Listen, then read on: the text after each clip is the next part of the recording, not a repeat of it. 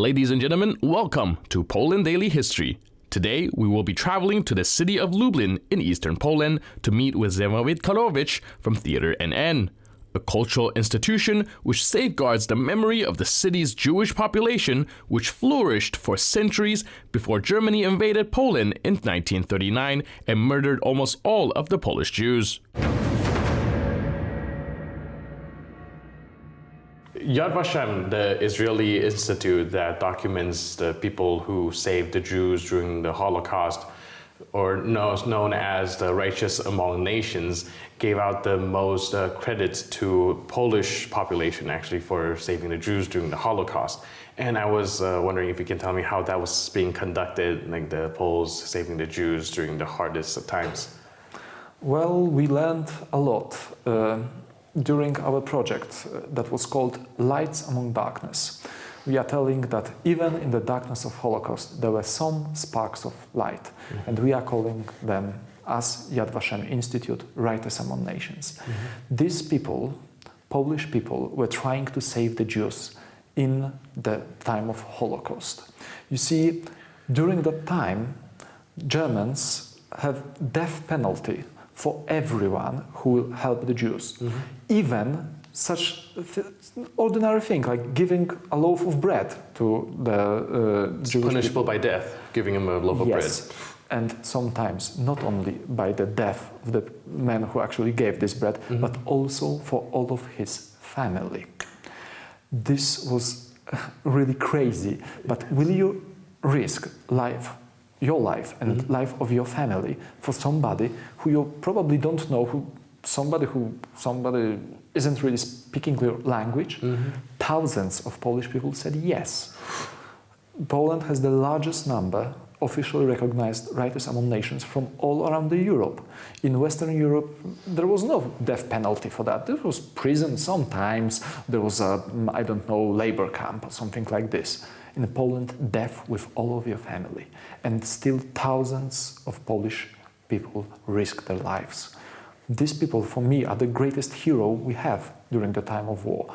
Because you see, we have lots of soldier heroes, mariners, pilots, resistance fighters. Right. But these people risk their life every single day, for years sometimes, hiding Jewish people, feeding them, risking their lives every single day. These people, well, sometimes their stories are very, ordinary, casual. I was hiding Jewish family on my attic or on my basement. Nothing important. I was sharing with them some bread or something like this. Nothing out of ordinary. But there was death penalty for every single of these cases. Swedish historian Paulsen is his name. He counted that for about 100,000 Jews that were being saved during the time of Holocaust, about 200 to 300,000 Polish people had to help them, and about 1 million was involved in this help in some manner. Some people will say it's not really a large number because, the Poland had like 30 million of citizens, but still this...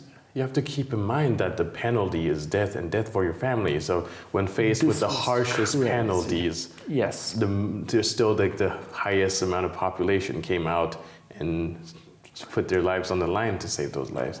Yes, and these people are heroes, and in our institution they have their own place with clay tablets in which their names are eternally preserved. Their stories are on our websites. You can check this out. Their names will forever be preserved here in Lublin.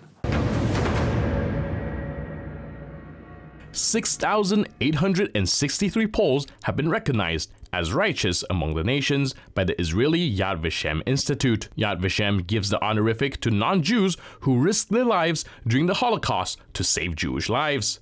Jews from across the world visit Theater NN and sometimes unexpectedly find stories in his archives connected to their own family history.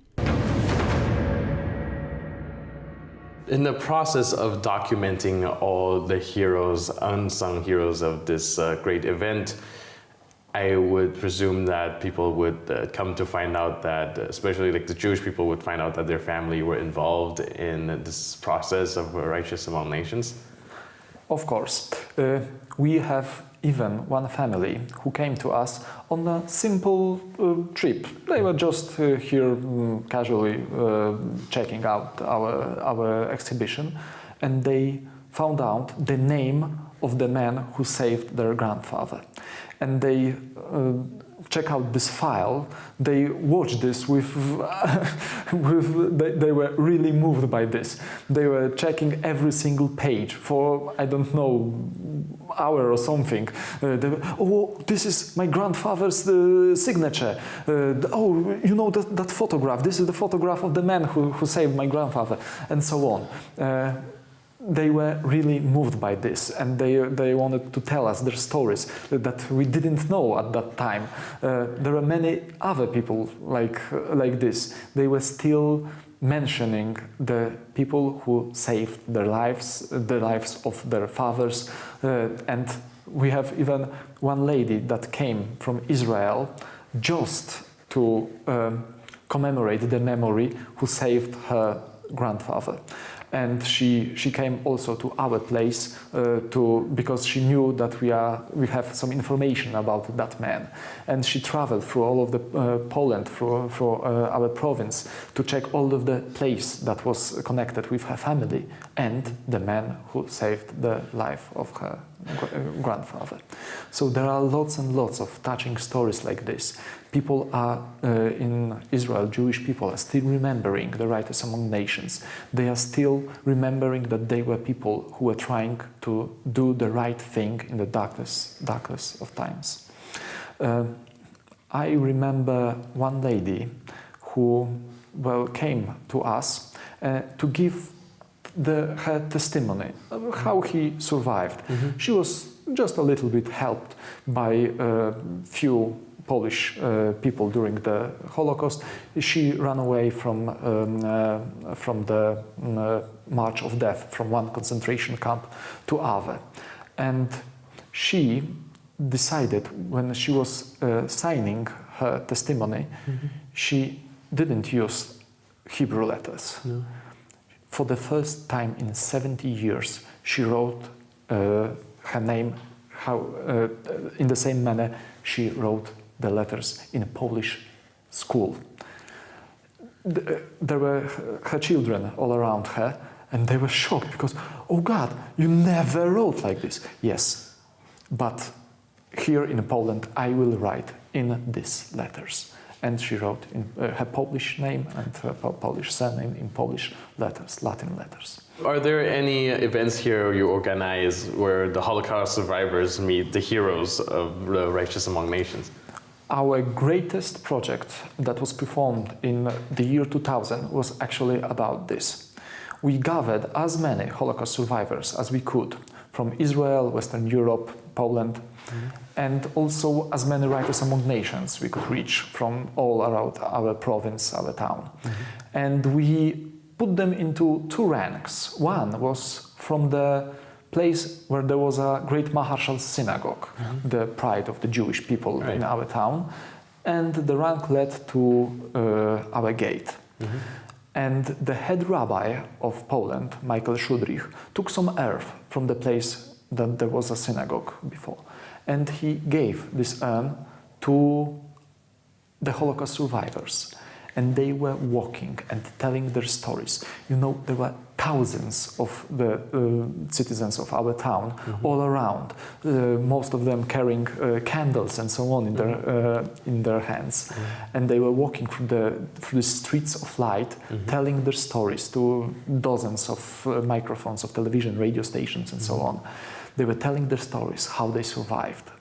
Also, from the place that there was a St. Michael's Church that was destroyed during the partitions. Mm-hmm. Archbishop of Lublin, late Archbishop Życiński, mm-hmm. took some earth and gave it to Righteous Among Nations, mm-hmm. the representatives of the best of our nation. Mm-hmm. And they were also walking through the streets of light and walking and telling their stories, simple stories, how they were rescuing Jews during the Holocaust. And they met in our gate, special gate, between Polish and the Jewish town, between Christians and Jews. Gate between between cultures, between worlds. And the earth was mixed by a very special person, Jakub Wexler-Wasztyner, the man who was born Jew, but later became a Catholic priest. And he mixed the earth to show that before invaders destroyed our temples, before they murdered so many citizens of our town, we were living in one land, just with 2 temples.